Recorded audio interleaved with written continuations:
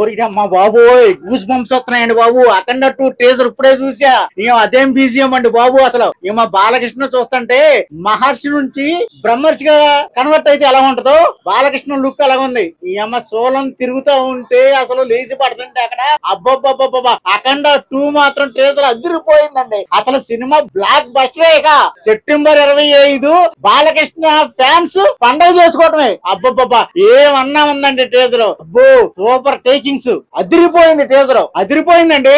థియేటర్లు మొన్న అఖండ 1 కి బాక్సులు బద్దలవుతాయి అనుకున్నారు. అఖండ 2 కి ఖచ్చితంగా బాక్సులు బద్దలవడం ఖాయం. ఆ రేంజ్ లో ఉంది తమన్ గారి మ్యూజిక్. అబ్బో అదే చెప్తున్నా కదండి. అఖండ 1 మహర్షి అయితే అఖండ 2 బ్రహ్మర్షి లాగా కన్వర్ట్ అయితే, మహర్షి బ్రహ్మర్షి లాగా కన్వర్ట్ అయితే ఎలా ఉంటుందో అఖండ 2 లో బాలకృష్ణ గారి గెటప్ అలా ఉంది. ఏమన్నా ఉందో సూపర్ అండి. అసలు అంతమంది ఎత్తుతుంటే అసలు బాలకృష్ణ గారు ఎత్తి నడుచుకుంటూ వస్తుంటే ఆ సోలం తిరుగుతుంటే అబ్బబ్బబ్బబ్బా ఏం టేకింగ్ అండి. బోయపాటి శ్రీను గారికి పూనకం వచ్చి తీసినట్టుంది. అబ్బబ్బబ్బబ్బా అదే చెప్తున్నానండి. బోయపాటి శ్రీను గారికి పూనకం వచ్చేసింది. బాలకృష్ణ గారి మీద వారింది. అది ఆ రేంజ్ లో ఉంది. సూపర్.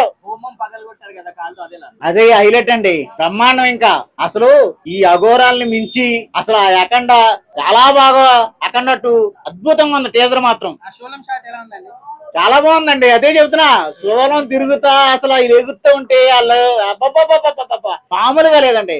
హైలైట్. బాక్సులు బద్దలైపోతాయి. ఇక ఫ్యాన్స్ కూర్చోరు, ధనం ఎవరికి ఏమి ఉండదు. ఆ ఫ్యాన్స్ గోల్ చేయడమే సరిపోద్ది. ఆ బాలకృష్ణ గారు లేపుతాడు, తంతాడు, లేపుతాయి అవన్నీ. అబ్బో సూపర్. ఇక ట్రేజర్ లోన ఆ సోలం తిరుగుతుంది చూడు, బాలయ్య బాబు మెడ చుట్టూ తిరుగుకుంటూ మొత్తం నరుకుంటూ వెళ్ళిపోతుంది కదా. ఏక నరుకుడే అంటే గతంలో తొడగొడితే ట్రైన్ వెళ్ళింది, తర్వాత ఒంటి చేత్తో బాలయ్య బాబు మన మహేంద్ర బొలోరో ఎత్తారు. ఇప్పుడు సోలం తిరుగుతుంది. మరి నెక్స్ట్ ఏ లెవెల్ ఉంటదని చూడాలి. మరి ఇంత ఎలివేషన్ సీన్స్, ఇంత గ్రాఫిక్స్ పెడితే చూస్తారా మధ్యాహ్నం? సినిమా అంటేనే గ్రాఫిక్స్ అయిపోయినాయి కదా. ఇప్పుడు ఏ సినిమా తీసినా గానీ 50% గ్రాఫిక్స్ ఉన్నాయి. మరి బాలయ్య బాబు అంటే కొంచెం మాస్ ఎక్కువ ఉంటది కాబట్టి ఆయన కొంచెం యాడ్ చేయొచ్చు. థియేటర్ లో అయితే సినిమా రిలీజ్ అయిన తర్వాత మూసుకోండి అని చెప్తాను. ఎందుకంటే మరి రిపేర్లు వచ్చిన తర్వాత మూసుకోవడం తప్పితే మళ్ళీ రీఓపెన్ చేయడం ఉండదు. ఎందుకంటే తగల పెడతారు. గతంలో బాక్సులు పేలిపోయినాయి, మరి ఈసారి ఏం పేలిపోతాయని చూడాలి. ఆటలు పేలిపోతాయి టెన్షన్ ఉంది. గెటప్ అయితే చెప్పుకోని అసలు ఒక రంగం చెప్పాలని అంటే బాలయ్య బాబు గారు రాజకీయాల్లో ఉన్నారో లేకపోతే సినిమా ఇండస్ట్రీలో ఉన్నారో అర్థం కావట్లేదు. కుంభమేళకు వచ్చిన ఆ ఋషులు మునులు ఏమన్నారు చూడు, వాళ్ళ మించిన గెటప్ ఉంది. అసలు ఆ గెడ్డం, ఆ బియ్యడు, ఆ మెడ నిండా కూడా రుద్రాక్షలు అవి ఇవి వేసుకుని ఉన్నారు కదా. అసలు వేరే లెవెల్ అని చెప్పుకోవచ్చు. అది